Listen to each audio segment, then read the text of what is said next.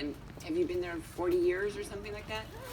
It's a long time, a very long time, and I know you've won many titles, and you were in 2011 the College Coach of the Year, 2016 California Division Pro of the Year, and very impressively U.S. Olympic Committee National Player Development Coach. Wow. That must have been fabulous. Did you get to go to the Olympics? It wasn't for the Olympics. It's an award they give to the Top player development coach. Yeah, wow. And currently, he has coached 12 different players to national #1 ranking, and 2 of his players have been ranked #1 in the world. Kayla Day and Clara Liu is currently. Wow. Yeah, very impressive. So let's go on with it. Let's hear what he has to say.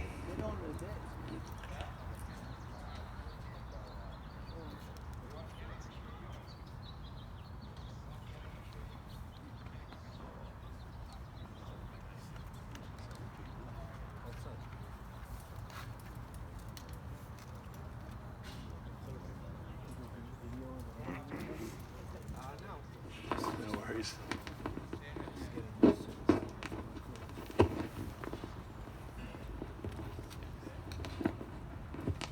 One more second, guys.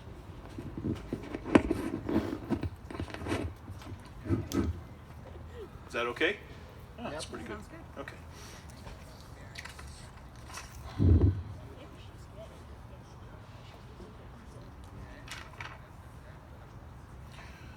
Okay, welcome everybody. I'm happy to be out here again giving a little presentation. Today, with the presentation, one of the things I'm going to let you guys know is that it's going to be very open to questions. You can interrupt at any time. I have kind of a standard process that I go through when I teach my private lessons. I like to gear them towards building them through strategy. So whatever the strategical needs are during the lessons is the thing that I will tend to focus on. So instead of just countless hours on the same stuff, and this is the thing that I think limits a lot of coaches and players, is they kind of focus on the things maybe that aren't even the most important things, which is something I did in my career earlier for many years, just the same ground stroke stuff.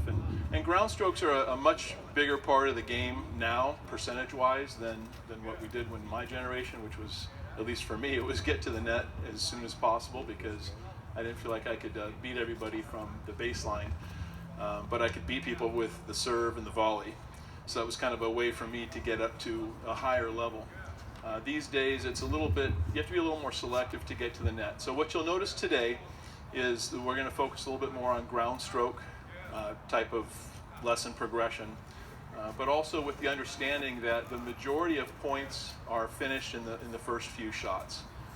So keep that in mind also. I wanted to thank TTI and Don Henson for putting this together. I think these educational opportunities are super important. The more of these we can have, the better. And I think we've been sorely missing on these for the last few years, and I just would love to get more and more of these going. And Don has been a huge contributor to education. Don actually tested me and did my upgrade. I don't know if he wouldn't remember because he's gone through hundreds of people, but I really appreciate that. And Simon and all the rest of the TTI group that have made this possible. And I see this growing in the future and being a nice supplement to the USPTA and working in conjunction with USPTA as well. So I wanted to make sure and throw that out, as well as thank you to the Burbank Tennis Center for having us all out here. I think that's great as well that they're supporting this. Before we start off, I'd like to introduce the person that's going to be helping me today, a longtime student of mine, Gennette Gulak over here. She's playing at UCLA right now. She's a junior there. And Annette, did we start together at like 10 or 11 years old? Okay. So we've been together for a long time. She's gone away to college. Didn't see her for a couple of years that much. And then she decided to come back and get the game kind of tuned up, you know, go back to the original coach and get herself reorganized. And she's had a nice jump, some good achievements in the beginning in the fall here, winning the Jack Kramer Invitational Division I college tournament. She was a top 10 junior in the U.S. and was ranked #1 in doubles in the U.S. for a lot of her junior career as well. So she's quite accomplished.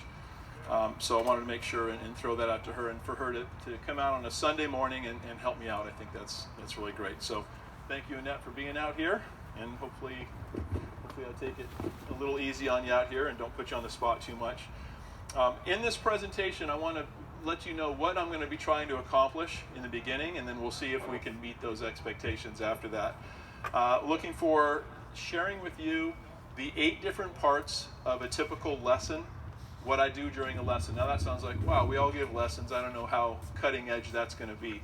But what I want to do is I want to show you what I do in lessons. I do a lot of the same stuff over and over again, which you would think, oh, there's going to be all these fancy things. I see these videos online and everyone's doing the hand feeds with weights and bungee cords on their legs and everything. And I trained like that when I was a player. But my lessons are actually quite simple as far as those things. I don't get too sophisticated. It's not like a new style every week or every month. I try to incorporate some new things, but I'm really into fundamentals. I figure if the kids don't miss and they can hit all the different shots in the different phases of play, aggressive, neutral, and defensive, if they own those and they're not missing, they should do pretty well. So you'll see how simple my approach is, but the results can be quite exceptional when the kids really learn the skills. So those 8 parts to my lessons, and there's other things that can go in here too, but just to kind of give you an idea of the system. Pre-lesson, what do you do before the lesson, both the coach and the player? The interview that I have with the player each time, even though I've seen people for years, there's about 6 questions I'll ask, and it's casual, but we go through a series of questions to kind of set the tone for the lesson. We do mini tennis. So I've gone back and forth in my career, mini tennis, no mini tennis. I was warming up a player before the LA Open years ago. We got lucky enough to warm up on center court, which was a thrill. And Andre Agassi was going to be warming up after us on center court, and noticed that Andre came out and did mini tennis with his coach. So I said, if Andre can do it, then it must be okay. Must be something to it that's okay. We're going to go through my 4 foundation skills that I do every lesson with everybody. It's almost 100% of the time. This is the tune-up. Then we go through specialized skills, things that they would need to work on maybe in the last lesson that went wrong, maybe some progressions that we're working on to get them to the next level. Then we're going to work on combos and competitive skills, things that come out of some of the foundation and some of the specialized things. Something that's practical and strategically oriented that will help them when they play in their next match. Then after that, we get into, well, the combos and the competitive drills, and then we review what we went through. Want to make sure that there's a beginning and a middle and an end. This is something I find very important with everything you do. Tournament prep, traveling, everything. There's a beginning, there's a setup, there's the work, and then there's the cleanup. You have to be very, very diligent about all those things so that you've had a complete system out there. Before a tournament, what do you do before? What do you do during? What do you do after? Everything has a transition and a flow to it. And a lot of people just kind of throw hard work at it, and if you don't spend time preparing, you're not going to go as far as somebody who does smart work. After that, the post-lesson cool down. What is the player's obligation after that? How do you hold them accountable for what you just worked on? Okay, so those are the 8 parts. Does anybody have any questions about any of that? Sure? You talked about determining a player's strategy, or you determining the lesson based on strategy. Is that information you get from the player? Yeah, so the question was, how do we determine the practice based on strategy during the lesson? Is that from the player? It's a combination, because sometimes the coach is going to know more about what the player needs than the player, and sometimes the player is going to need to talk about what they need more than, you can't ignore them. If they're in a tournament, they're saying, hey, every short ball, when I'm under pressure, I dump the ball into the net, or I'm spraying my approach shots. You've got to listen to that, because while you're working on something, you need to be able to address what they need so that in the next tournament they can feel a little more prepared as well. So during the interview process, we talk about some things I'll go over. I've got my overall plan. They tell me what they need. We come up with a plan, we agree upon it, and then we start the lesson. And then you'll see when I'm doing mini tennis with her, I'll talk to her a little bit. You'll notice some things I do with mini tennis, and then we'll reassess the plan. And then sometimes, you guys all know, I'll be back feeding balls from the baseline or whatever, something doesn't go well. We're not going to move on. We're going to make sure that's taken care of, because now that becomes a priority. So sometimes you have to adjust those things. And I know for a lot of you, this seems really obvious, but maybe what you'll see is just a process that seems to work really well, and there might be some things that are slightly different than what you do. Maybe not. So anyway, thanks for the questions, and feel free to ask questions at any time. Okay, I really want this to be open-ended, and we can take this presentation in a whole other direction if there's some things that you guys feel are important. Okay, so actually, Annette, could you come over here for a second? I need to set my little clock over here.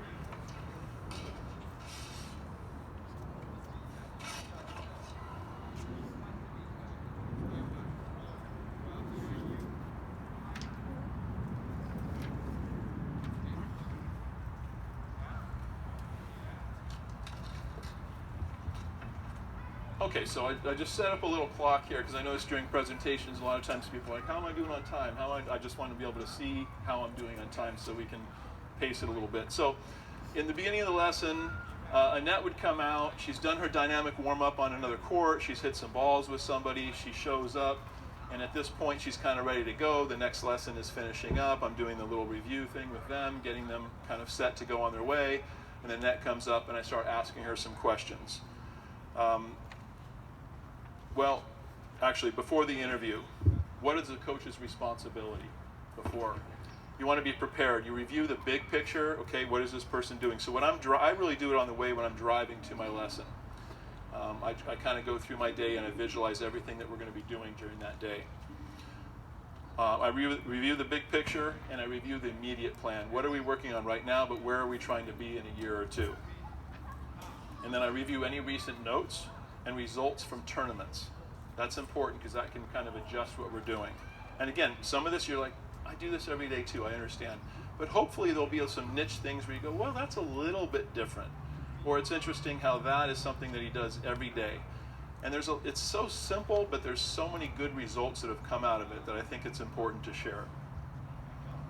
You set up your court with your targets and everything, have the balls ready to go, have your equipment ready to go, and be ready for them when they show up. The student, what I would like them to do is review their notes on the way when they're coming in, be very clear on what their needs are as well for the lesson because they're going to need to communicate that with us. She's done her dynamic warm-up, she's done her warm-up hit, her equipment is properly prepared. This is really important to me. So especially with people with longer hair, I'll see them, they're hitting and they're fixing their hair, they hit a shot, they're fixing their hair. There's things like that I just do not put up with at all. And I don't care if the girl's 9 years old, and I will pull her aside and say, you show up prepared or we're not going to have a lesson. We're not having you fix your hair after every shot that you hit. So they have got to be prepared. If they wear clothing they're always kind of pulling their tank top over, unacceptable. There's going to be no interruptions during the lesson. It's got to be go, go, go, because champions are busy people. So you want to teach them, even if they're little, to be busy and to be focused and to not waste any time. It's not even a pet peeve, it's just professionalism. They've also got to be properly prepared with their equipment. So that's the hair, the clothing, the equipment. The rackets have to be strung, ready to go. I prefer they don't start their lesson with a string that's ready to break, so they have to go and change rackets out. If the string does break during a lesson, I make them finish the drill, or at least the point that they're doing, so they learn how to play with broken strings. They've got to apply the sunblock, have their water, their towel, so they're all ready to go. No wasted time during the lesson. I don't want to see any of that. If they break a string, they run over, grab their racket, they go back over. If it's a little kid, they don't know how to put their vibration dampener in, you give them a lesson on that and make sure they can take care of it on their own and quickly. We want no delays because in a match, you're not going to have that. Okay, so that's the obligation of the coach and the player to be prepared before the lesson starts. Any questions on that? Yeah, sorry, I missed what you said about if your student's strings breaks during the lesson. Did you say you want them to finish the lesson with the broken string? Not the lesson, no. Oh, okay. Just the drill we're doing, maybe, or the okay. point. Yeah, I mean, if it's a 100-ball drill side to side and they did it on 10, they're going to go switch the rackets out. But I might have them hit a few more balls to get used to that. Because a lot of them, they'll break a string and they go, oh, I broke a string. Right. And then they walk over and get a racket. And that's not, you want them prepared, ready to use that broken string. And then you talk to them about end the point quickly and maybe use slice or whatever. Polyester strings might give you a little more topspin availability for a shot or two, potentially. Okay. Yeah. Okay. And they're pretty good about it. They don't want to waste their lesson time either. Money is time. Any other questions about that? Okay, interview. So Annette comes out, and then what I want to do first is a personal touch. So Annette, how have you been doing? How's school, family, everything else? School's good. I've had to get nervous with my family. Okay, good. Grades going okay? Yeah, really good. Yeah. So, by the way, Annette's a straight A student, pre-med, probably going into, well, a combination of some different things going on with undergrad, and then her plan is to go on and be a doctor afterwards, and this is a top student. As you guys know, most of your top performers are also top students. It's kind of a way of life for them. So what you want to do is get a feel for where they're at, because you know if there's a distraction going on, and then they're not doing well during the lesson, it's not you. There's something going on with them. Sometimes you can sit them down and talk to them. Okay, so it's all about her in the beginning. How's the body holding up? Everything feeling fresh? Everything's healthy? No injuries? No restrictions on that? On the performance? How have you been playing lately? Pretty good. I took some time off because of the holidays, but I'm getting back into it. Yeah, so we had a workout about a week ago, and it was pretty rusty. The time I'd seen her before that, she was super sharp and beating everybody and looking good, and then I thought, okay, this is just, we're going to get through this, and then I've been out of town for this last week, but she's been playing every day, so hopefully she's feeling a little bit better than last time. But she had a great fall at UCLA. So how much have you been playing? She said every day. And then I put down on here, they must be at a minimum of 10 hours a week of training, and depending on the level. The younger they are, the lower the requirement I have, but right around 8, 9 years old, I want that 10 hours a week, 2 hours a day minimum, 2 lessons a month if the lessons aren't too traumatic on them, because if they're not that good, you can lower that down. But they have to have a requirement with me. If they're not doing it, they're booted. And I tell them a couple months into it, you're not meeting your requirement, this isn't going to happen. Because you know what, 6 months from now, you're going to be arguing on the same things. They're not going to, if you're trying to produce a top player, this is what this is focused for also. Scott. Did I understand you correctly, 10 hours a week, 2 lessons, 2 training sessions a month, or did you? I do, what the top players that I coach do 2 1.5-hour lessons per week. I find that in 1 hour it's kind of cramped for me, so 1 hour, and of course it takes money for the family and everything. If they can do that, I think that's important. I try to charge full price for everything. As a younger coach, I gave a lot of free lessons out for the kids that have potential. For coaches, I recommend against that. People will pay your price if they value you. And if the family has a hardship or something like that, you can reevaluate it. If they have multiple kids, you can reevaluate that. Okay, but I think that's an important thing. Also for the coach, because none of us are getting rich. You need to make your money, and I don't think you should devalue your time. So then the next thing we would get into is kind of figuring out how to tailor the lesson. So what do you have coming up, Annette? What's going on? Like, first of all, did you play anything recently? No, she took some time off. What do you have coming up now from here? So she's going to the Bahamas with UCLA, January 10th. It's a hard life when you play at UCLA. And so they're going to have some dual matches or tournaments there. Yeah, and this is one of those recruiting things too. It's like, oh, we go to the Bahamas, we go this, we travel over the world. Oh, that's great. Okay, I'm excited about that. So we've got a little bit of time. So when I train her today, there's a little bit of availability to tweak some strokes or to do something growth-oriented rather than just tuning up, which is what I call match prep. So if it's a day or two before a lesson, we're not changing anything. We're not thinking technique. We're just kind of grooving everything. Playing points out, things like that. Okay, so right now with your game, what would you say you need to work on?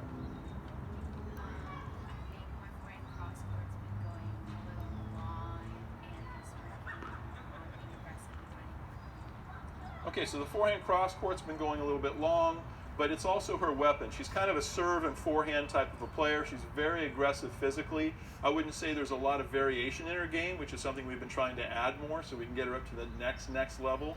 But she bangs, she's stronger, she's faster than most of the girls out there. She has been since she was little.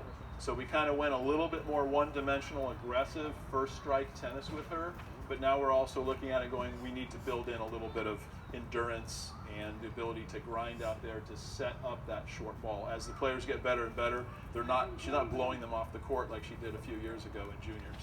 She's got to develop a more complete game. And at this point, if the parents are out there, and I've got a question mark, parents' feedback, let me ask you guys a question. How many of you, and I don't mean to set anybody up here, but how many of you don't want the parents involved? It's like they drop them off, this is between me and the kid, and you're going to be the taxi, you're going to write the checks, but I want you to stay out of all the stuff. Anybody want to raise their hand on that one? How many include the parents and train the parents and make them a big part of the process? Okay, there's a few of you that are shy or waiting for the answers. So my first half of my career, I did what my coach did, was shoo the parents away, don't get involved, stay out of it, you're to do that other thing. And then I started including the parents and coaching the parents and found out that the key to top level, who's running the program, who's the manager, who's the bank, who's the taxi, it's the parents. Okay, so for Annette here, her father was extremely involved. If you go through all the different champions that I've coached through the years, there's always a parent running the show. You've got to work with them, you've got to train them, spend a lot of time. They're on the court with me. I don't want them interrupting and asking a lot of questions, but they're picking up balls. I'll turn around, make sure she's doing this. And we have notes. They can refer to it. They question each other in the car on the way back. They go out on the court. They'll call me. This is going on. What did you say again about that? Do this. So I feel like the parents are an important part of the team. And then at this point, I would make suggestions. I'd say, okay, here's what we're going to do for the lesson. Let's work on our foundation skills, make sure we're all tuned up and everything, because you can never get enough volume on the important stuff. And then we're going to go ahead and work on, what is it that you want to work on specifically again? So forehands is something that she feels like is an important thing right now. The game's going pretty well, she says, but I just need to work on my strengths. So maybe we'll even do some combinations with serve plus forehand. Any questions so far on that section? Real quick, you said you worked on kind of a one-dimensional game to develop her, and now you're going into more variation. How do you determine when a child is 6, 7, 8, 9, whether you're going to develop them more like, one-dimensional, or try to teach them everything and allow them to reach their peak a little bit later, like a Chang as opposed to a Sampras? Yeah, that's a good question. So the design wasn't necessarily to go one-dimensional. It's just we kind of went towards her strengths. Okay. So I tend to do consistency work in the beginning, and then I go aggressive work, and then I go defensive. Those are kind of and I used to teach the exact opposite. It was don't miss, grind, loop, and all that. I'm not a big fan of the loop. We use it as it's a necessity, but that's a big thing. I used to be loop and deep, and everything was forward and backward. In the 80s and the 90s, early 90s especially, and now with today's pace, the game has become a lot more about left and right. There's still a lot of forward, backward, but left and right is so much more important. And that's first strike tennis, right. Which I'm not sure first strike tennis was quite as big with the majority of players when I was playing as it is now. Okay, so we get the highest results when they're young from first strike tennis, and then we go, oops, other people can first strike now also, we better be able to defend with that. And then we'll start to, you throw it in early, but you want to kind of pick what your main focus is. So what I've noticed is when they're 10, 12, 14, if they can take a ball on the rise and attack, they don't have to defend that well. If you have a lot of time with them, defense, of course, is super important. You can't get very far without defense. Okay, so Annette was just physically superior to most of the kids that we were working on, so we just said, let's use what you're the best at. And I don't know that like being patient was her strength. I think it was just like, there's a ball, I'm going to destroy this ball. And so she could go after it, and so we used that. Thank you. Sure. Anything else before we get on the court with her? All right. Okay, so the first thing we're going to start off with is mini tennis.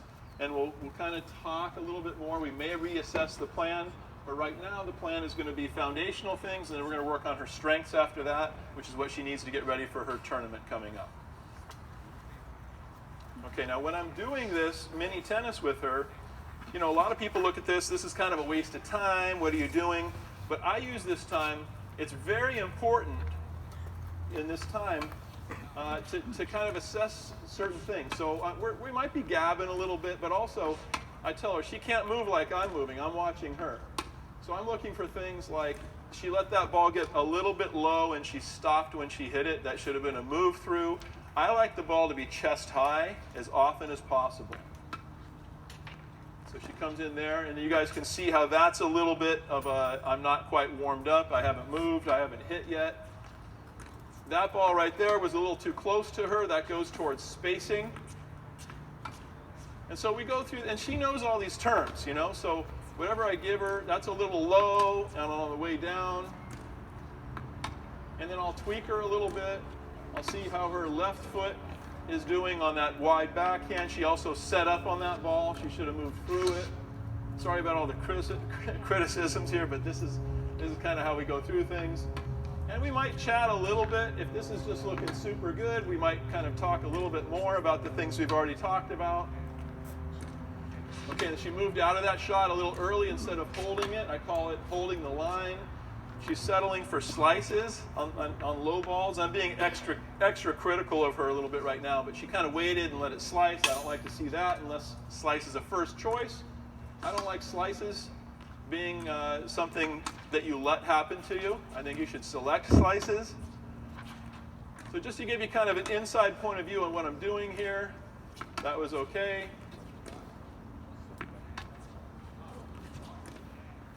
Good, stay there. She did something I call drifting. When she hit the last backhand, she hit it, her shoulders pulled out a little bit.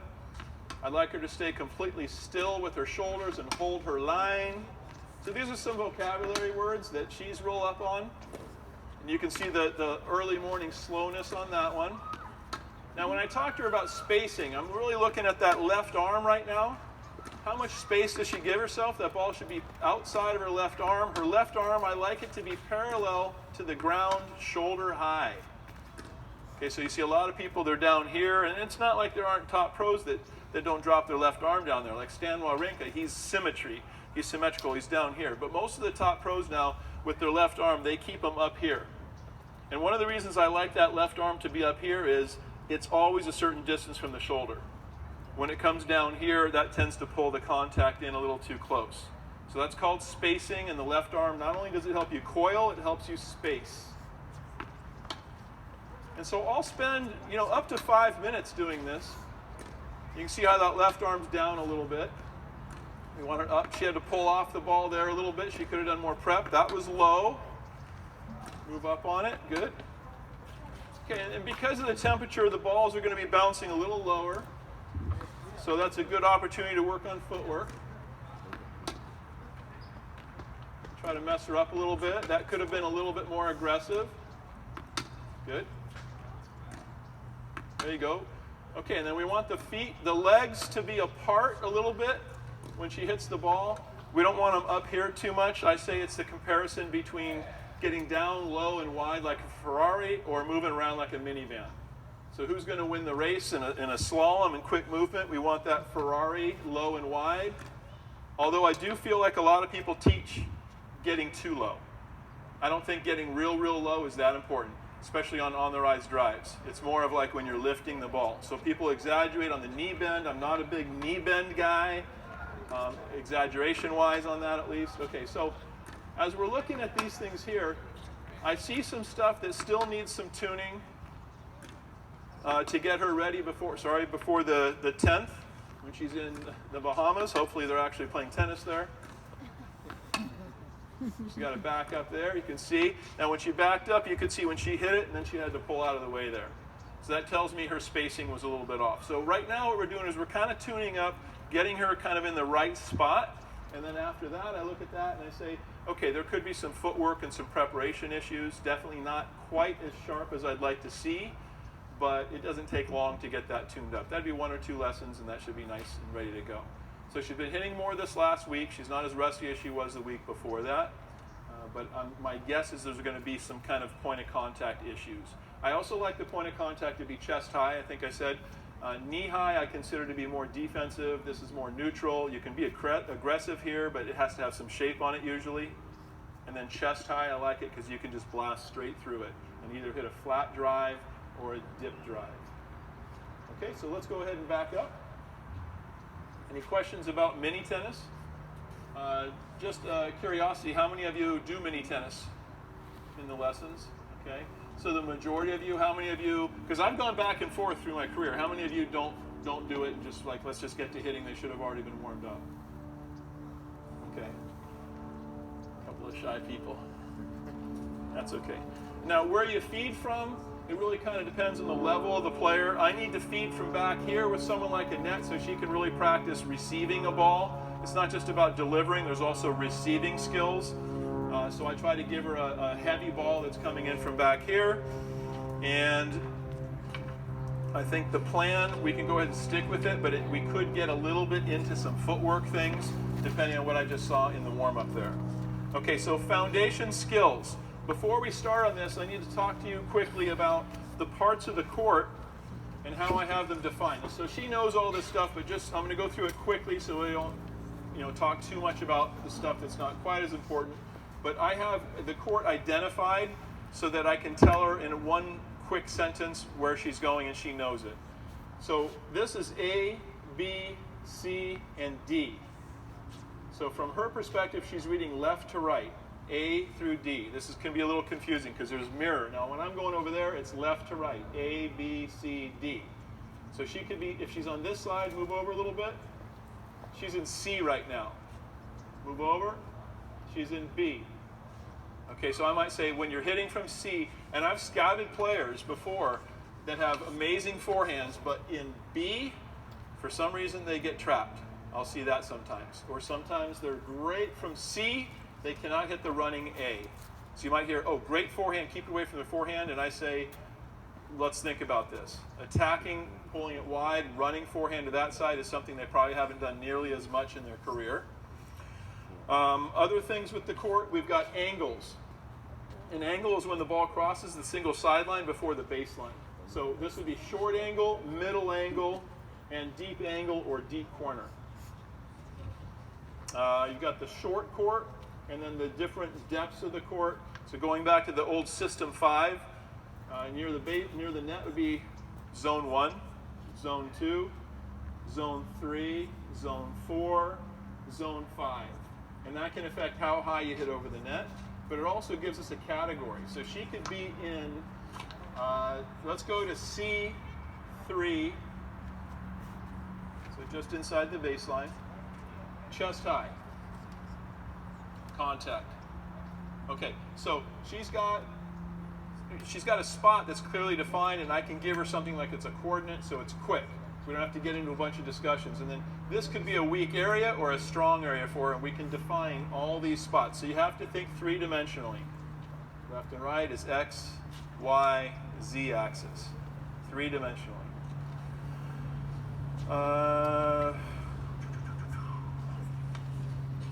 Okay, so the first thing we're going to do, we're going to work a little bit on change of directions.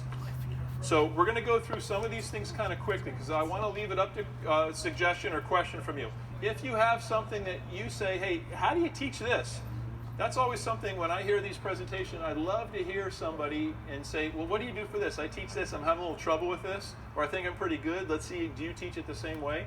Raise your hand and we'll talk about it. We can take this another direction easily.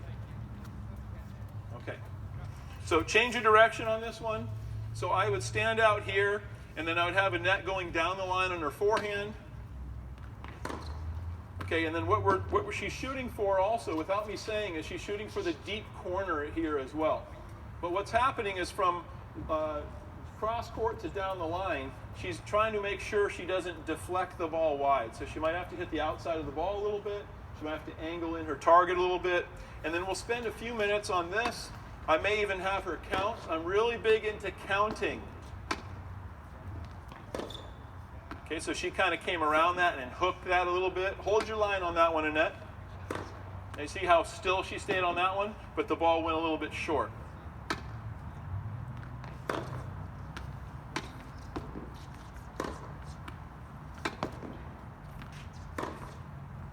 Okay, so what we're doing here is we would tune it up, and then as soon as I see that she kind of got the messy stuff out of the way, and normally she'd be warmed up by now, she's kind of warming up with us out here as she goes. And you can see there's a few balls that are getting away a little bit. She's a little bit crowded on her spacing there. And then pretty soon, as soon as I see she starts to find her spot, then I say, okay, let's do 10 in a row. She's got to make 10 in a row. If she misses, she goes back to 0. And right away, that works the brain. This is one of the biggest things I can tell you guys. Targets and counting are a huge part of this. I've talked to some of the former top pros and top player development coaches. They all have targets and they all count. It's almost unanimous. So if you're not doing this, they're not in deep focus. They're thinking about technique forever. You got to get them out of technique and into focus and achieving their targets. Very, very important. Okay, so then I would go, let's change direction there. Now we're going to go from down the line to cross court, and I'm going to kind of whiz through some of these because we've got a lot of things to go through, but you guys stop me at any time if you have a question about this. Okay, so now she's going from down the line to cross court, and on this one, you know, what we've been working on lately is she struggles a little bit on hitting the ball to B, and she needs to get it over to A to be more aggressive. So to get it to A, she's got to hit further in front of her, maybe a little bit more on the outside of the ball. Okay, that's keeping your head still, watching contact. That's nice. Spend a little more time with getting ready, prep. Okay. And then I can do something, and this is kind of an interesting way that I do this. I think it's a little bit different. Maybe not for everybody, but you can, and I probably developed this out of laziness more than genius here. But now I would have her maybe change directions. And again, it gets deeper than this. We count. So I'll go, okay, go down the line. Oops. And I just step over here, and I've gotten pretty good at that backhand feed, cross court. And so I give her a little bit of a different angle by just moving back and forth like this. So she's not just hitting everything from a ball that's fed from the middle. She's also not grooving over here, which gets really easy. She's starting to see different balls. Maybe if I were 20 years younger, I'd run back and forth with her, but it's all about conserving energy now. Okay, so that would be a change of direction. Does anybody have any questions about change of direction? Not so much that, but how important do you feel it is to use maybe like a hitter so you can be more over there kind of talking to her up close? Yeah, absolutely. Mix in the hitters. I do most of my work with fed ball, and this is a debate that you hear a lot with tennis. I've had people say, oh, it's just a joke to feed or whatever, but I mean, there's some very, very successful coaches. I've had a lot of success developing top players, and I do most of this, but I also have them come out and hit live, so I mix that in for sure. You have to have that, because a fed ball just doesn't have the same receiving skills necessary as a live ball. But we would go to coaches like Robert Lansdorp, Nick Bollettieri, Rick Macy, you know, the cream of the crop. They feed. They also do live stuff too, but they feed. You know, so for those of you that are all live ball, it's probably smarter. Your bodies will last longer, but I think you should mix it up. And I would like to do a little bit more live ball, but I have problems finding people that can hit with some of my players. You know, finding someone to hit with her is a little tough. And then some of the other ones. Some of these girls are 12-5, 13 UTRs. You know, that's going to be tough. The boys can get up to 14 UTRs before they turn pro or they're playing at a top D1 school. That's really next to impossible unless you get them together. Right. And it's tough to have. I don't really have a large academy. I kind of a private lesson coach, and I've got some stuff, and then we farm them out. USTA takes care of a lot of them. Some local academies if they have high-level players, but that tends to be really inconsistent. So we do the best we can. We'll hire college kids to come out and hit. Okay. So basically change of direction. We would do the same on the backhand. I'm going to go ahead and skip the backhand even though it's not warmed up right now, but they've got the idea of the change of direction. Okay, now the next skill that I like to have here is the deep drill. I might just put these on. Okay, so deep drill and depth has to do with trajectory. And depth is one of the most important skills you have to have. More errors come from receiving a deep ball than any other ball. On the run, pace, spin, height, all these mixing up. No, the number one creator of errors for your opponent is them receiving a deep ball. So if you're hitting deep balls to them, they'll tend to either miss, or the top players will hit a short ball. That's their miss. If someone gives her a short ball, they're in trouble. Okay, so depth is super important. Now, how do you control depth? Trajectory, lift, power, and spin. Okay, so what we're going to do is, I'm actually going to have you aim right here. And then we're going to talk a little bit about those three variables for depth control. Okay, so here we go. Okay, so that's pretty good. And if she goes deeper than that, we like that. That's fine. That went a little short. So what would you guys say on that one? Lift, power, spin. Maybe a little bit of lift on that one. She could have hit it harder, but is that the first choice because her ball was pretty low already? That might just increase risk, right? Backed her up a little bit. She added some lift. She went long. Power. Less lift, less power. But with a player like this, do we want to have her hit softer than that? No, I said more power. More spin. More spin, maybe? Yeah. Okay, more spin. She could have hit a little bit lower, but it's a little bit of a defensive thing. So this is just kind of problem solving. That's just about perfect. Yeah, okay, so she's starting to key in on that one, and you can see where that one's going to start to go. All right, so once you have that, and then I would drill that, we would go deep corner until she gets 10 in. That's a typical thing. I might have her do 10 here on the forehand, 10 here, 10 side to side. And then backhand, 10, 10, 10. Side to side down the line, 10, side to side, cross court, 10. You can just keep working these combinations, but you want them to be masters of depth.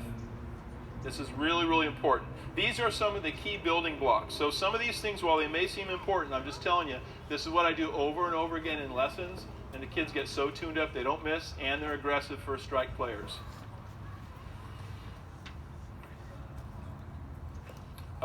Some important things when categorizing for trajectory. You have to know these. Lift, how high is their ball supposed to be? It kind of depends on how hard they hit and how much spin that they use. So you have to think about lift. Low to high, opening the face, the slope of the swing, the angle of the incoming ball. These all affect the lift that you put on a ball. How high over the net that ball goes. What is their identity? So what do you think Gennette's identity is? Well, first of all, let's talk about power. 1 to 10, 10's as hard as you can hit it. Right around 6.5 or 7 is when you've tried to create a little extra power. Below that, you're just kind of putting the ball in, redirecting the energy. And then spin, 0 is flat. 1 has a little bit of spin on it, but there's not really any dip. 2 has more spin, noticeable dip. That's your average topspin ball. And then I just say 3 is Nadal. So on Gennette's forehand, what do you see as her identity on her forehand ball? How high over the net? 3 feet. 2 or 3 feet, a little lower, huh? Yeah. Yeah. Okay, how about spin? 2. A 2. She's definitely not Nadal, but she's not hitting the flat, the classic, like a lot of girls will hit flat, which comes from they're not as strong as the guys typically. Guys hit massive spin because they can. If I get a girl who's super strong and can feel the spin, I might go heavy spin with them, because a really strong girl with heavy spin who plays like a guy like that can just physically blow people off the court. So that's kind of nice. Power. Where's she hitting at power? Where 7 is kind of added power. Maybe an 8.5. 5, 6, 7. What's that? 7. Well, okay, the power would be her power. Yeah. As hard as she can hit it would be a 10. So we don't really ever want a 10. Like 4 to 6 range, maybe? Okay, so I'd put her, she tends to add a little bit of power. I'd put her at about a 7 for her identity ball. She's adding something to it. She's not redirecting. So I've had a lot of girls that they hit flatter. They're more redirectors of balls. They take the ball early and use the energy that's in the ball. So it's important to get their identity set. And then do they tend to hit more shape on backhands, or they tend to hit flatter on backhands? Girls? Everybody. Girls and guys. Flatter. Flatter. It's flatter. Why does the backhand tend to be flatter than the forehand? Not as much power. Forearm. Not as much power on the backhand side. On the Pro Tour, the difference between miles per hour, forehand and backhand, is about 5 miles per hour. There's also a difference of about 33% spin. More spin because of the more power over here. More spin in the male game than the female game because more power. So you'll see a lot more females that hit flat because they need to in order to hit aggressively. It's just they have to come up with different ways to kind of absorb and feel the ball. They might hit a little softer, whereas the guy might hit a little more spin for more control. Okay, not all girls play that way. Not all guys play that way. There's a spectrum with that, some crossover, but those are the tendencies based on strength and speed. Okay, on the rise drive. This is another staple. This is probably the shot that I would say is the most important thing that I do when I teach. Let's go ahead and hit your forehand. I'm going to give your backhand a little break so we can just kind of keep things rolling here. So I'm going to loop the ball to her, and then she's going to hit an on the rise drive on this ball down the line to D. Stay still. Hold your line. Good. So when I say stay still, what you're looking for is look at her hips at contact. She waited for that ball a little bit. So I like the ball to be on the rise, chest high, what I call the perfect spot. If it comes up on the rise and it's chest high, but it's on its plateau, even though it's a curve, we'll call that a plateau. If it's on the plateau, she's lost energy in the ball. She's lost a couple feet. Maybe she could have come in and taken it earlier. And then, of course, if it's on the way down, this is what we see most players. When I go and I scout a player and I see that, and my player's tuned up, we already know we got them. Most of the time. Quick question, Mike. So yeah. You're saying chest high. Is it particularly for her because of her grip, or will the grip matter for you? I'm chest high on everybody. Uh-huh. Grips can affect that a little bit, of course. Further, more extreme grips could be a little bit higher. Uh-huh. More moderate grips could be a little bit lower on that. The other thing also is forehands a little higher than backhands typically as well. So maybe a little bit above the chest high. One of the things I say on this one is if it's on the rise, let it rise. How high? Chest high. Eye high is getting too high. So there's like a little song I have the kids sing so they remember this. And so it's just going to be very, very important that you guys get really good at getting this ball at the perfect spot. And you notice I kind of give her these kind of dead loopers. And then, okay, so what happened there? What was that? Where would you go to that one? Late goes to the category of angle of deflection, change of direction. So what was the cause of that? Annette, what was the cause of that miss? She felt too close, so her racket was a little bit like this, and you need to get your racket face around the outside a little bit. Okay, so a couple more of these. Okay, so that was kind of an overhit from behind the baseline. And these are real basic. I might mix it up and go a little bit lower like this. And I didn't like the setup on that. I would have had her run through that ball. And there's different footworks. You'll notice that a lot of these she's using a front toe pivot. She'll come in on that left foot and blast. And as she gets closer to the net, there's different skills that we need to add to that. Like we're going to close the face a little bit more. I like these drives to be super low over the net. And this is one of the things that I think is not taught as well. I just think that what I'm doing here with the drives is stronger than what a lot of people do at a lot of academies. Loop, loop, loop. They're being aggressive and their ball has a lot of shape. It's not going to get there in time. I like these drives about a foot over the net. I tell them if she's going to miss this drive, I want it missed into the net, not long. And for most of the first half of my career, hey, the biggest sin in tennis was missing the ball into the net. Not at the first strike tennis level. So we want to keep that ball nice and low.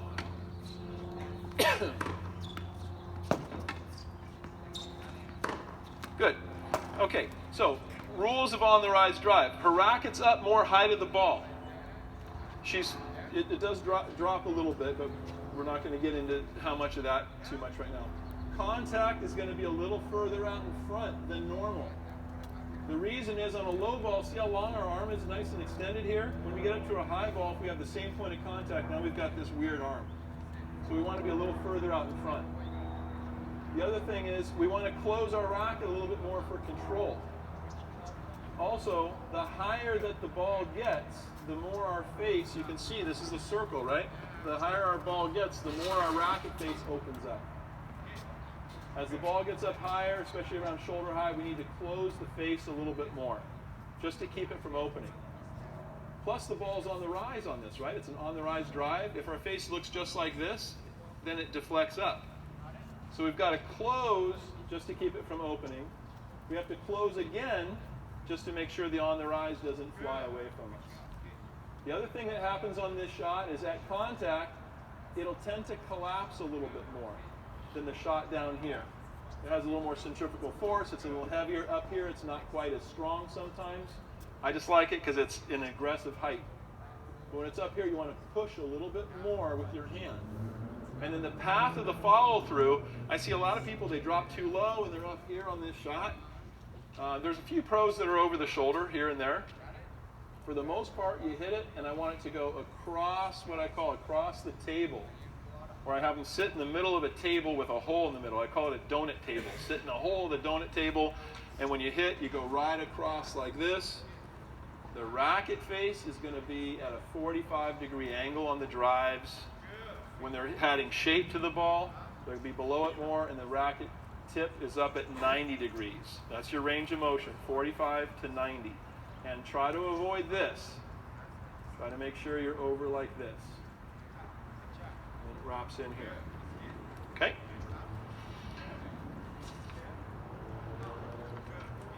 Okay, so this right here, this is gold for me. This has been something that's really helped me out. Are there any questions on the on-the-rise drive? Anything? Okay. So, does anybody do it any way different on the on-the-rise drive? One thing I would say on the on-the-rise drive also is sometimes you want a little dip at the end of the drive, and if you do, then your follow-through might be a little bit what we would call inverted instead of just horizontal on here. But if you're coming up here, your ball's going to have shape, and it's going to sit up. And when I have my players trained up and someone sits the ball up, they're going to step in and they're going to take care of that ball. So you have to be really careful about sitting balls up. I like to hit through the air. I like to get people reaching and in trouble right off the bat. Okay, angles, and I'm going to try to get through this maybe a little faster. Okay, so for angles, the angle game, this is another staple, because if somebody's standing back deeper like this, if you play deep to them, they're just going to absorb the ball, it's no problem. So we need to go short game on this. And if I go short, that would be like angles and drop shots. Now, angles, I see a lot of people teach angles the same way. I teach with a little more variety with this. So I have this little target over here. The goal, again, is to get the angle to cross, or the ball to cross a single sideline before the baseline. So anywhere in this square right here, use your imagination with the square, that's going to be middle angle. So Annette, let's go ahead and go middle angle. Okay, and so we'll kind of warm this up a little bit. Depending on the situation, she'll add a little bit more shape to the ball. Okay, hold your line. You kind of spun out of that one. There we go. That one was a little deep. And what we want to do is we want to get the person reaching. So if she hits a shot like that and they're over here and they show an open face, by the way, you're going to come in before you see what they do. They show an open face on the run, you're going to come in because they're going to float the ball. So that's what we're looking for. Now, when do you pick whether to shape the ball? Let me have you drive a few.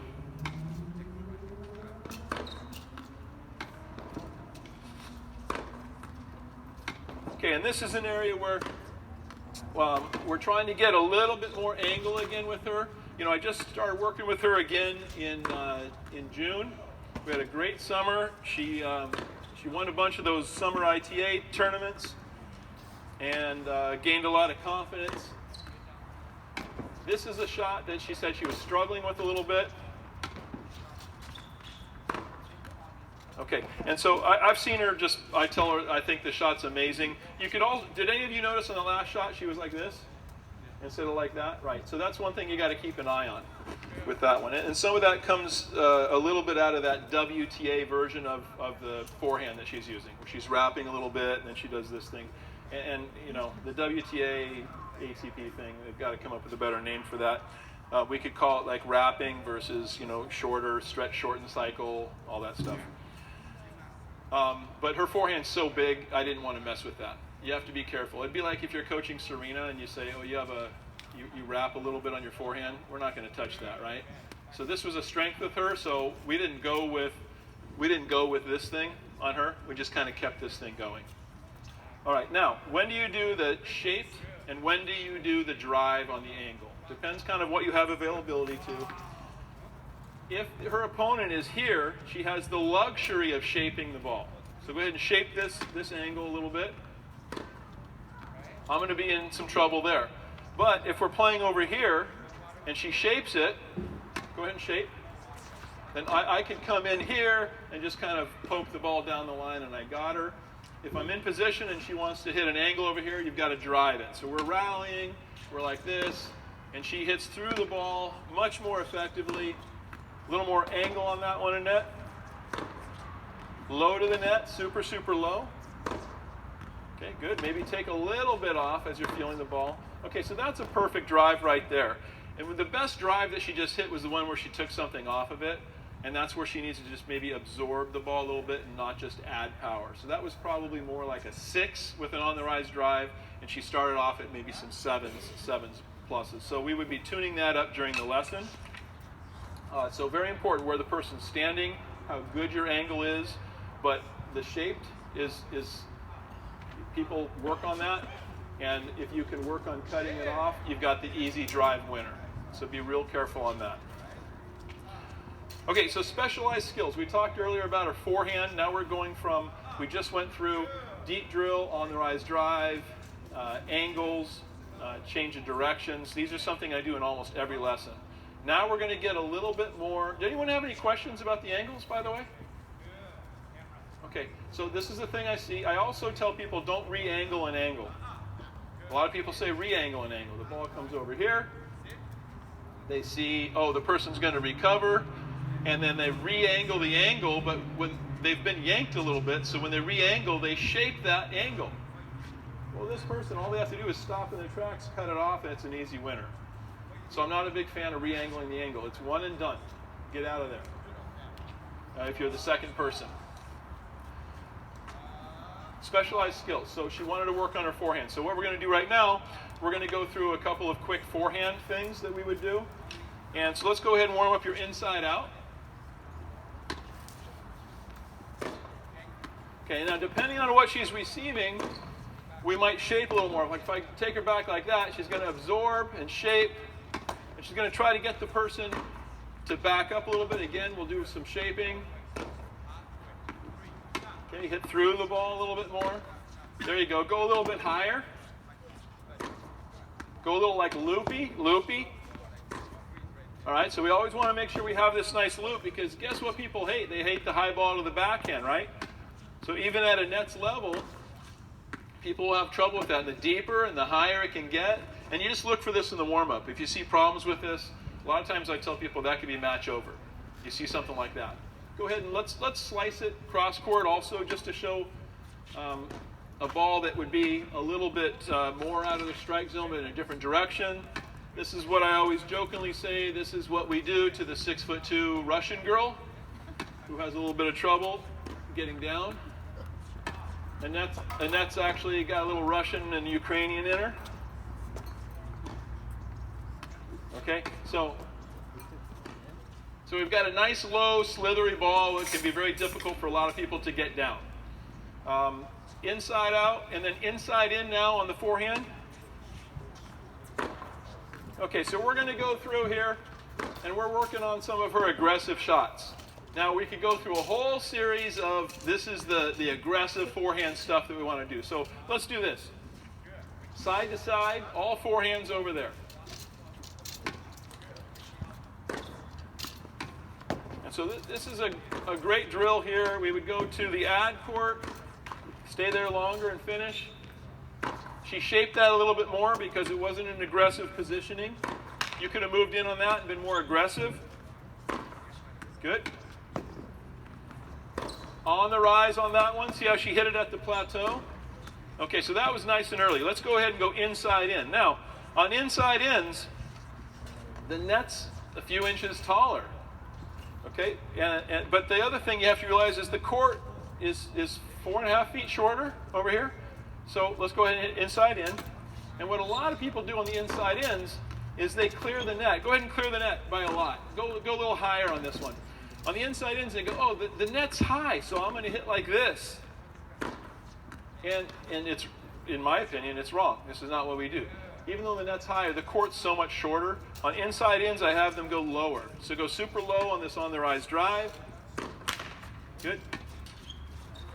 And again, if she misses, keep it low. Good. If she misses the inside in the net, it doesn't bother me so much. That's still a little high. Good. And you can see how she's really pumping it up because she's feeling confident on this one. So if you set the ball up over there with her, why would she shape that ball? This point's over if she can hit the ball low. So my on-the-rise drives that I teach, I go super, super low with the ball, often about 1 foot over the net, and it just hurts people. 10 and under, 12 and under kids, if they can do that, the 10 and 12-year-olds, they can't move fast enough to get to that. People get faster later, but this still hurts them quite a bit. Now, in order to pull that off, you have to be able to do drills where you're doing 10 in a row. If you can't do 10 in a row on that ball, I tell people that you're not ready to do it, and you should be doing some other option. Any questions about that? There might be some people going, I don't know if I agree with that one, but that's what I do. Seems to work. Me? Yeah. So you're saying for that inside in court is shorter, how much do you, I mean, she's pretty advanced.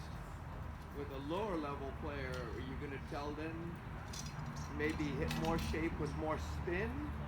Or your goal is just to get them to drive more? Yeah, so if I had a 9-year-old out here that had some basic skills, we wouldn't be doing a lot of this stuff, but we would plant the seeds. Okay. I have a little thing I say, we're going to plant the seed, we're going to grow it, but we're not going to sit there and stare at it.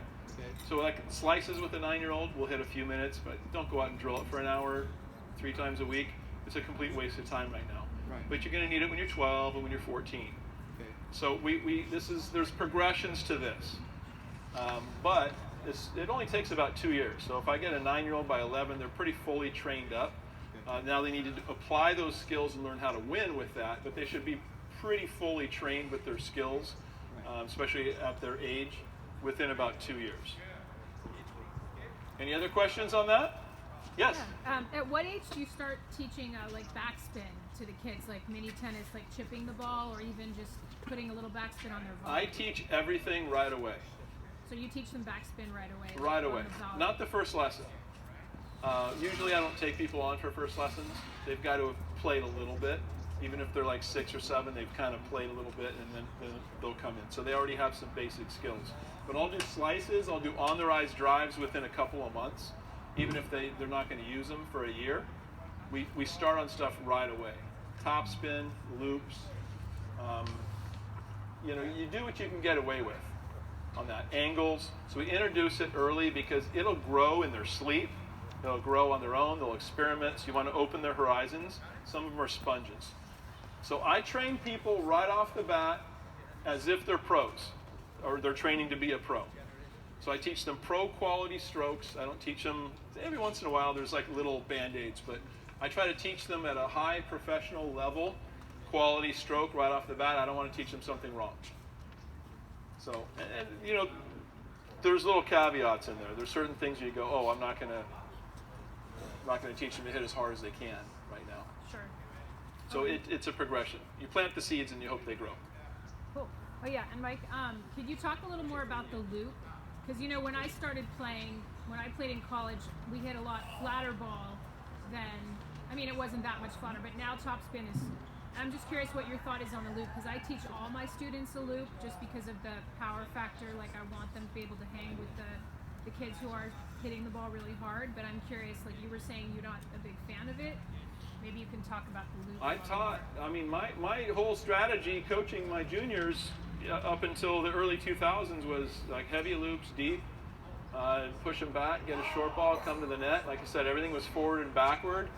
And then at some point, I just started seeing that we needed the drive.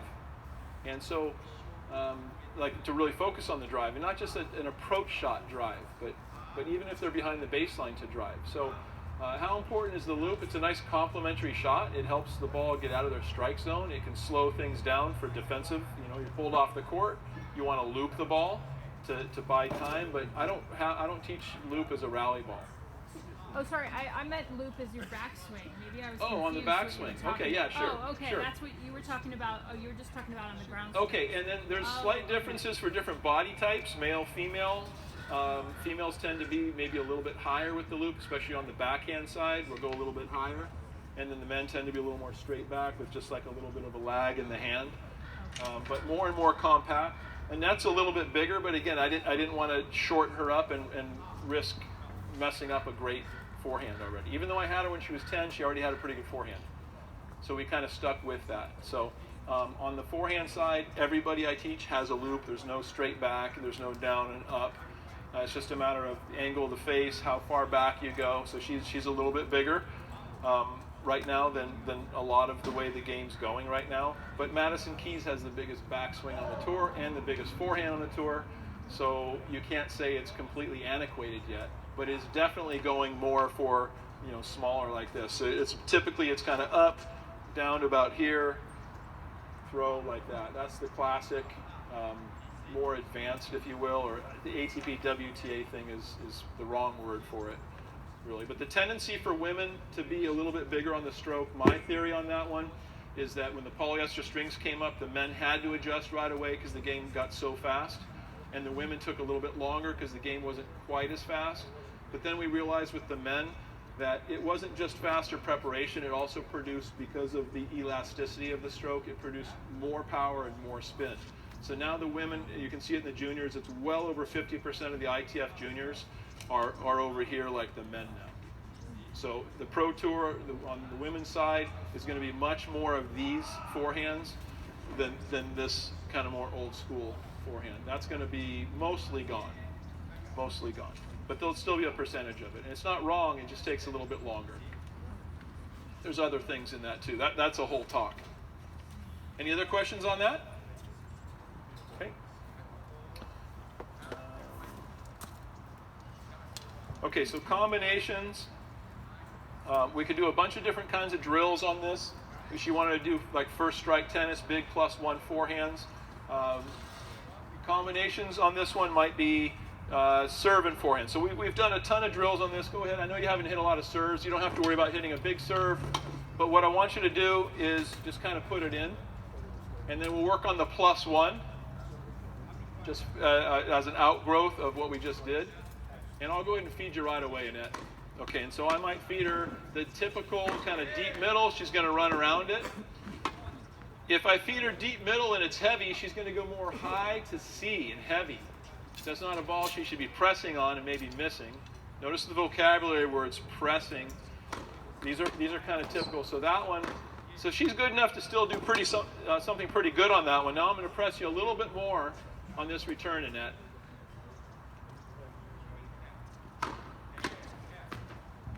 So she had to back up and make sure she hits a heavy ball. The goal here being that this girl can't hurt her, but because of that return that the girl hit, they're starting closer to even. And then what we do when we practice the +1, go ahead, is we get her going to all different kinds of spots, right? And that could have been even a little bit earlier. There's a little bit of hang time there that I would want her to shrink that even down further. So we've got the zones, 1, 2, 3, 4, 5. We've got the widths, A, B, C, D, and angles. We've got the heights, aggressive, neutral, defensive. She's going to pick her shot based on what she's receiving. Her goal on the serve, when she's doing the serve +1 here, is to try to generate a forehand. If she can hit a forehand more often than the other person hits a forehand on the first ball, she's going to win the match.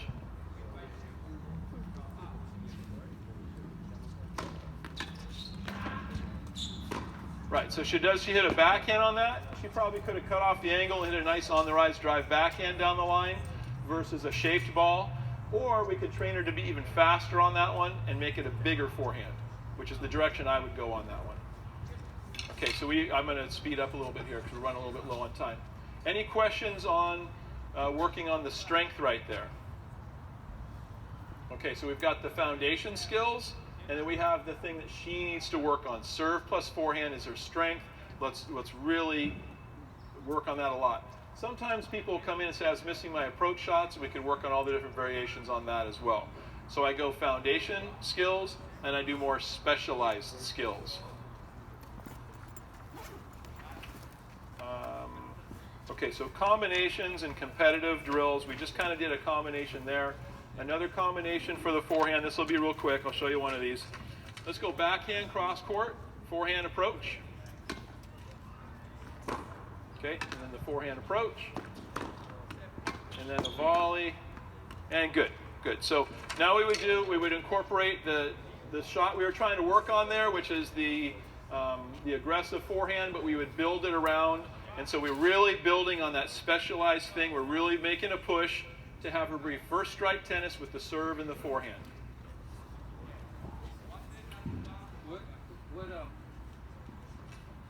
How about the location of your approaches? Do you have any rules about that? Yeah, okay, so let me ask you guys a question, and I know maybe I'm setting some of you up a little bit here, but let me ask you, and just show of hands, and I'm not going to call anybody out. Placement of approach shots. How many people teach down the line approach shots as their primary approach shot? Okay. All right. And then how many of you teach cross court approach shots as your primary approach shots? No hands. This is another one of these things that people have that statistically is incorrect. And you're going to look at me and I know, I've been in your positions, you're going, oh man, that's just not right. And you'll pull aside later and you go, I just think it's right, because this is what I do.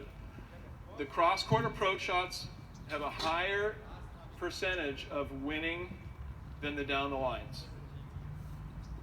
Statistically, cross-court approach shots work more. Why? Because they get the person to reach more. But we hit more down the line approach shots than cross-court approach shots in a match, because we're not in position to hit the cross-court approach shot successfully. We're not able to cover the ball.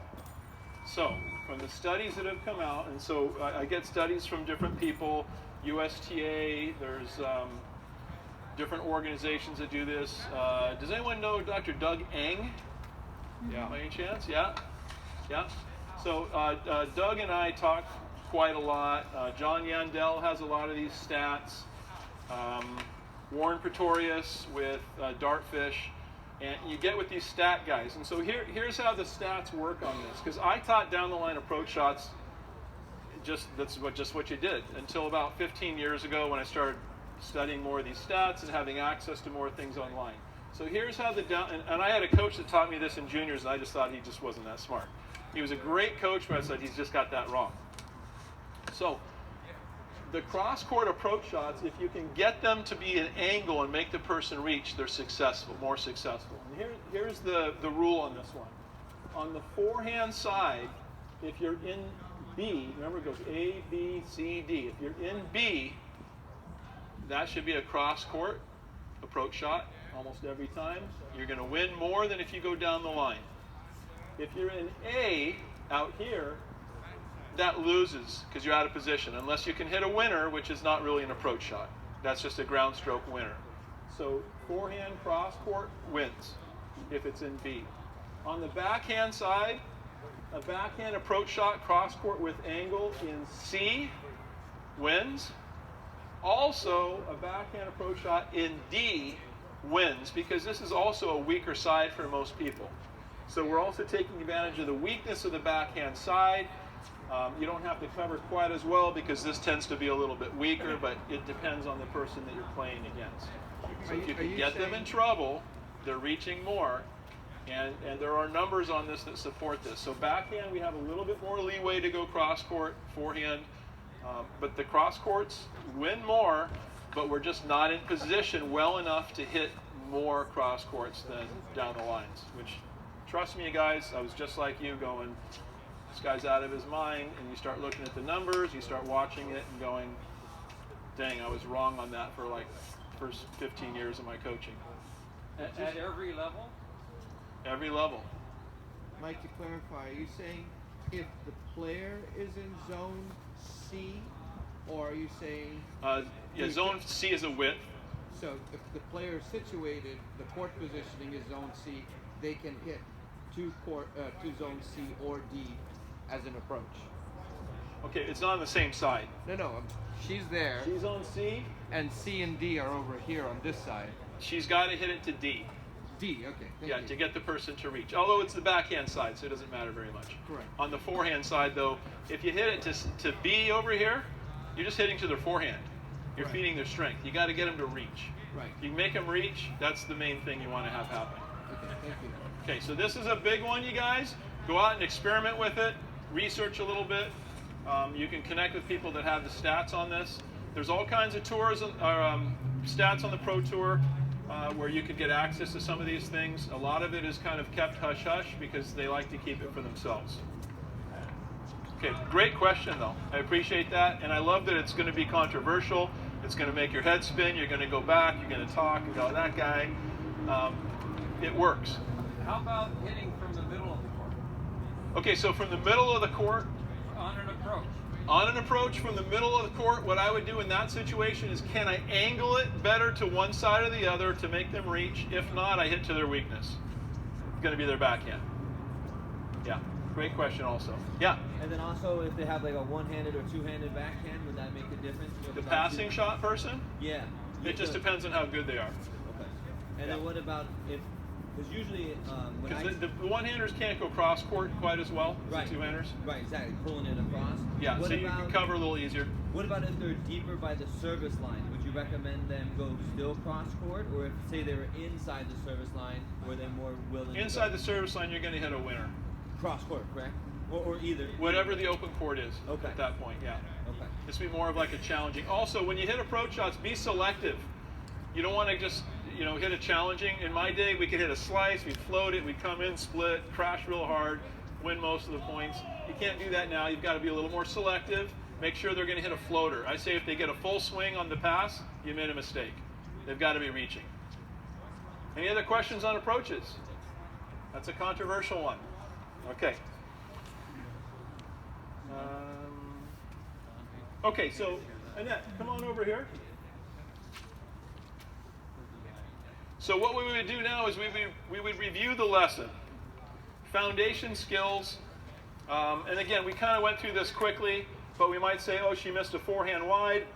Make sure that you're getting the outside of the ball on that one a little bit more. That was one shot, not a big deal. She was not completely warmed up, so she had a little variance here and there. You notice she was drifting a little bit. I would try to make sure that she held her line. We didn't get a lot into trajectory, but we can talk also. You can see how when she got tuned up, she had that. And that's the type of person, I can run her as hard as I want to side to side, and she can hit 10 balls in a row, deep corner, when she's tuned up. There, and these balls are up around 65, 70 miles an hour. The balls I'm feeding have tremendous topspin. It's very violent, and she can get in there and hang in there. And when she's playing like that, she's very, very difficult to beat. So foundation skills, pretty solid. I didn't see a big issue with that, with the depth control, change of direction control, on the rise drive control. Specialized skills, we didn't get too into it, we just kind of introduced it, but she really wants to work her big forehand, working her strength. You can spend a lot of time on weaknesses. A lot of people waste a lot of time on weaknesses. Guess what? Sometimes the best defense is a good offense. If she's hitting a big serve and a big forehand, she's not going to have to defend very often, but we're at the point in her career where she's needing to focus on defense, and she's gotten a lot better in the last year with defense. Okay, so we can look for some big jumps for her and some nice, exciting things at UCLA. Am I over? I think I'm supposed. What time is the next person supposed to speak? 11:30? It's just a Wilson Dennis word. Oh, so okay. All right, so we're wrapping it up here though. And then things to train on after this. I want to make sure I give her homework. So I would say, okay, Annette, over the next week, what do you have going on? Make sure when you live hit, this is how I like people to practice. Do your foundation stuff for about the first hour. Do your on the rise drives, your change of directions. Try to count everything 10 in a row. Make sure you have focus and purpose when you practice. I don't allow my kids to stand in the middle of the baseline and rally for an hour and sit down and get on their phones and talk. If they're at my facility and they're doing that, get up and get something going, or maybe you guys need to go to the mall and hang out, but this is not acceptable because time is so important. So when someone like Gennette gets out on the court, they don't screw around. They're busy. I have to raise my level of focus just to hang with people like this. So it's made me much more professional. When she was 10, it's like if I started getting off on something, come on, coach, let's go. So you learn from these type of people as well, and you're always trying to up your game. So I think that's super important. I'll ask Gennette here real fast. What did you feel like right now after the lesson that we just did? Was there anything different that you feel like you need to work on from what we talked on in the beginning? Okay, so you're still kind of like, I just got to kill that forehand. Okay, now a lot of times also you want to focus on strategically the things that you're going to hit more often. Serves, returns, the +1 should be a forehand, and the +1 after the return should be a forehand if you can. So we worked on the +1 forehands, but we didn't put it into that first strike tennis combination for that long. We did a little serve. We should probably do a little bit of return. But what I wouldn't do, guys, is I wouldn't do a million balls side to side for 2 hours straight all the time. Make sure you translate that into the beginning of the point. The first 4 balls are super important. People don't train those. The point's over 50 to 70% of the time in the first 4 balls. So you have to get, I remember I used to play juniors when I was in college, and we would play ground stroke games, and I would lose to these kids. They're like top 10 Southern Cal, and I'd lose to these kids. We'd play a set, and I'd blow them out of the water. Big serve, big forehand, I'm aggressive on the returns, and it was like, this kid's terrible. But if it was just a rally ground stroke game, the kid could take me. And I'm like, what the heck, what's up with that? I was better at the first 4 balls. That kid was better at the rally and the aggressive stuff after that, which is balls like 5 through 8 and 9+. It doesn't get that far. So we never got to the point where that kid or those kids could beat me because the points were over a little faster. Just be careful not to press and try to hit winners right away. You got to earn it. Okay. Post-lesson.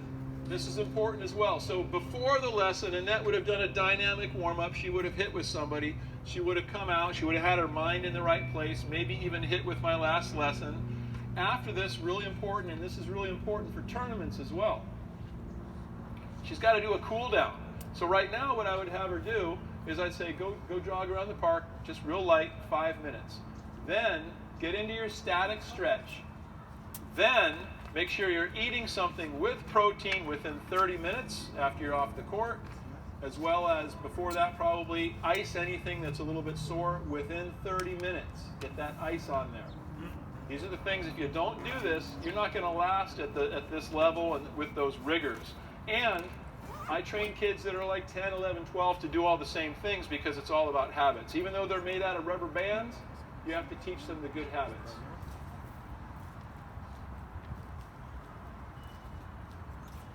Okay, and then the last thing afterwards is she's going to journal.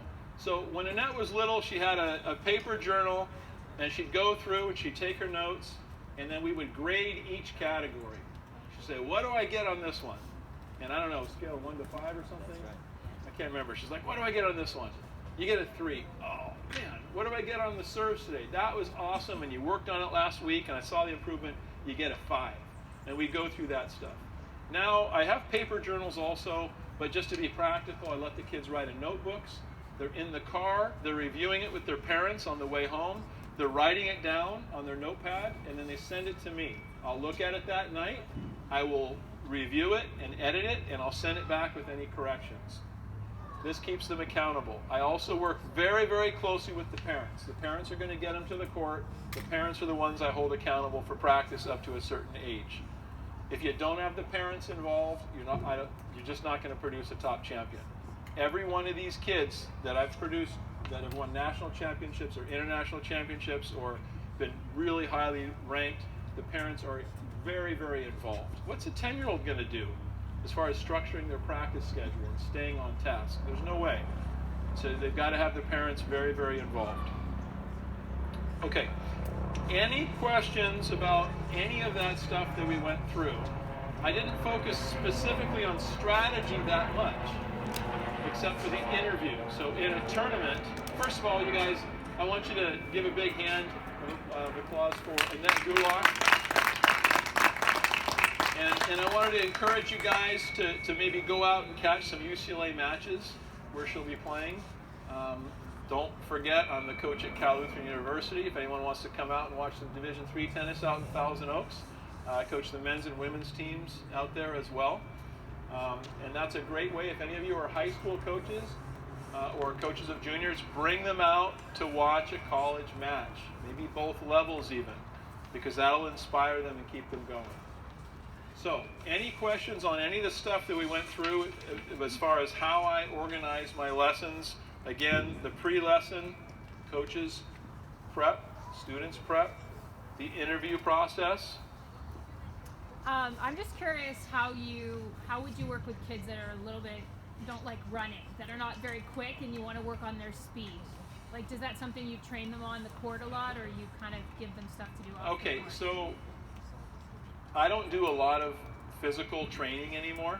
I did a lot more. I kind of wore all the hats, and then I decided if I was going to become a specialist of player development high level, that I really farm all that stuff out. It's just what I saw other coaches doing. So a lot of the success I've had is watching the top coaches and just copying what they do, picking up little tidbits. And so I'll farm that out. There's a lot of people have to have money to do this, unfortunately. Get a little feedback there. But I'll try to find somebody that can work on fitness, agility, strength training. And by the way, you want to try to get these kids, if you're trying to produce top players, get them into some fitness training with somebody as early as possible. 8 and 9 years old is not too early. Now, they're not going to be powerlifting over their head. They're going to be working on form with rubber bands, and it creates good habits where they realize that fitness and strength training is an important part of performance and injury prevention. Did that answer the question? Yeah, no, that's definitely Well enough? Okay.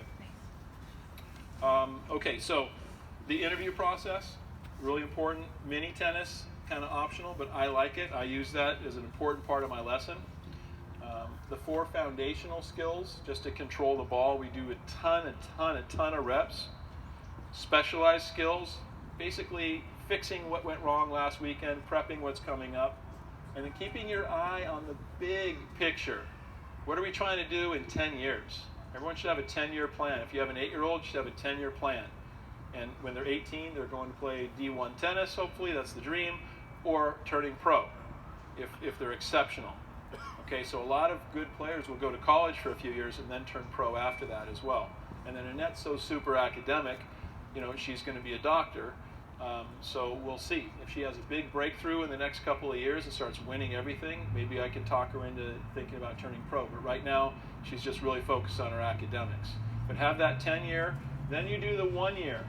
And the 1 year, everything you do for that year is based around your competitive schedule. Whatever tournaments you're playing in, you set that up with your student. And then let's say they have a tournament in a month. Well, you have some time right there, periodization training, to do some strength and some technical. And then the last week is going to be all about match prep, getting them just kind of tuned up and relaxed, not overtraining, getting them match tough. Okay? And then you want to have your weekly plan and your daily plan.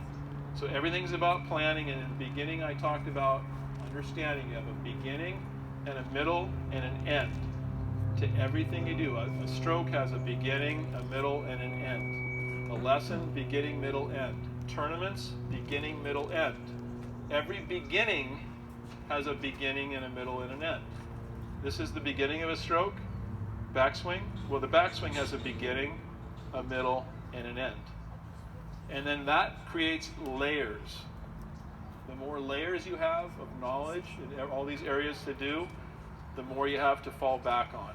So I've literally had kids go off to, I had a kid years ago play in the Orange Bowl. I said, don't even go. I don't think you're ready. They had won it before, but I said, I don't think you should go. You're going to embarrass yourself if you're not ready.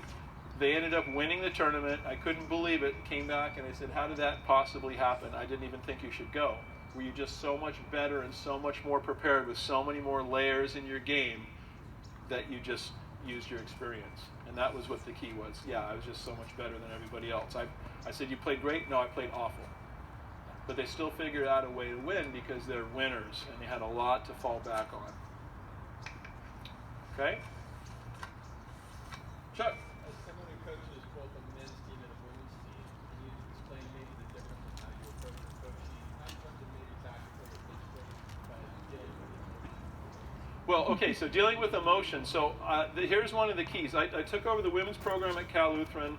They had let a coach go who just, the situation blew up. It got out of control. So they said, okay, Mike's been the men's coach at Cal Lutheran for 20 plus years, never had a problem. And I've got daughters, I've coached a lot of girls. And these girls have very intense personalities. So you learn a lot of skills dealing with that, and plus, raising the daughters and everything that goes on at home. So what I knew was, don't give them a lot of time to create issues.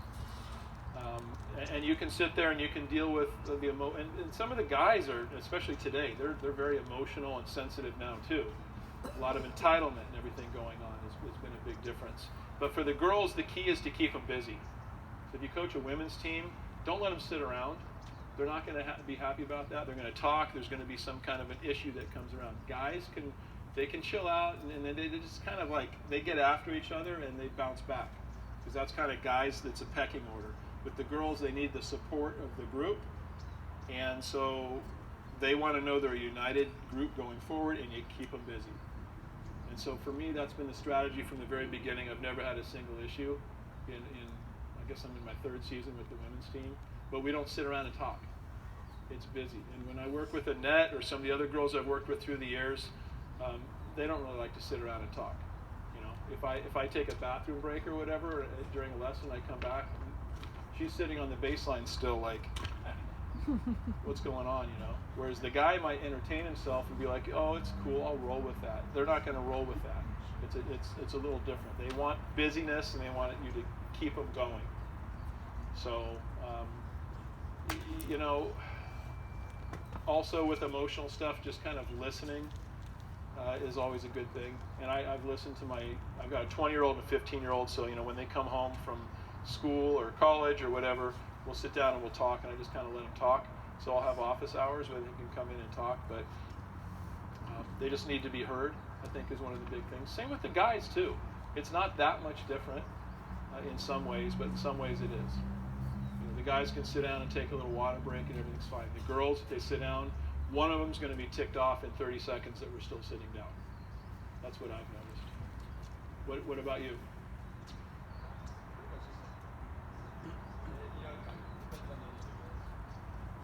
Yeah. Especially in the last 10 years. Yeah, you can't use the old school stuff with the guys anymore, like suck it up, let's go, and pecking order. I will tell you, when I'm coaching the girls, one of the things I'll tell you is if you have a van full of guys, they'll get out of the van in 15 seconds and be ready to go, and the girls take 5 minutes to get out of the van. Because they don't want to offend the guys. They'll be like, come on, you idiot, move, and they'll just talk to each other like that, and I don't have to do anything, and they're kicking each other. And the girls are very polite, and they kind of restructure and organize everything. And there's little things like that, and you just have to be patient with that. You have to be really patient and supportive, and I try to do that with both teams. Okay, I want to thank you all for listening to all of this, for having me out, and thanks again to CCI. And I just really appreciate the education that you guys are serving, and for the opportunity to speak to all of you.